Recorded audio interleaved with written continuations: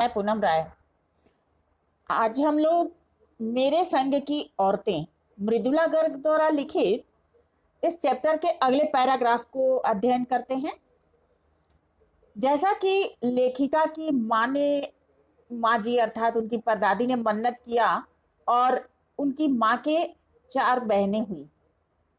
बहनों के होने के बाद भी इन लोगों के मन में संस्कार ऐसे थे, ऐसा पालन पोषण हुआ कि कोई हीन भावना नहीं आई और अपने नानी, माँ और परदादी की परंपरा को बरकरार रखते हुए इन्होंने भी लीग से अलग हटकर चलने पर बल दिया।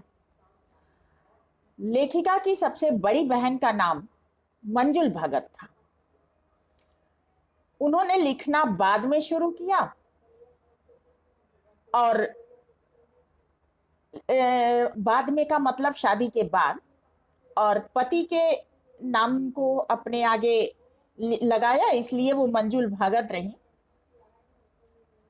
और इसी प्रकार लेखिका ने मृदुला गर्ग के नाम से लिखना शुरू किया।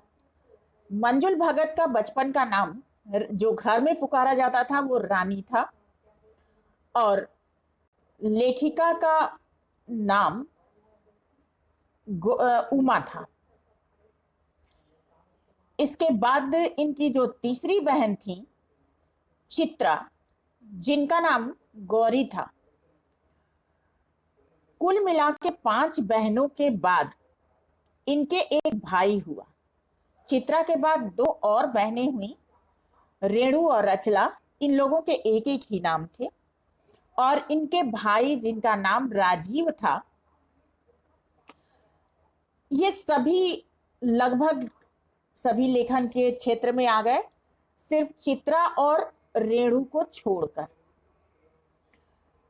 जिनमें अचला का लेखन कार्य अंग्रेजी में होता था। बाकी तीनों भाई बहन हिंदी में ही लेखन करते थे। तो इसमें जो प्रमुख बिंदु दिखाई दे रहे हैं कि लेखिका के कुल कितने भाई बहन थे, तो लेखिका को लेकर वे कुल 5 भाई बहन थे। 5 बहनें, सॉरी, रेणु, अचला, चित्रा, मृदुला और मंजुल, ये 5 बहनें थीं और उनके एक भाई था जो राजीव, और ये सभी लेखन में थे। अब एक और महत्वपूर्ण बिंदु दिखाई देता है कि लेखिका और उनके भाई किस भाषा में लिखते थे। तो लेखिका की बहनों में अचला अंग्रेजी लेखन करती थी और बाकी राजीव, मृदुला और मंजुल ये लोग हिंदी में लेखन करती थी। तो महत्वपूर्ण इसमें यही दिखाई दिया कि अपने माँ, दादी और परदादी की लीक पर चलते हुए इन्होंने अपने जीवन को स्वतंत्र रूप से व्यतीत किया और किसी प्रकार की हीन भावना नहीं आने दी।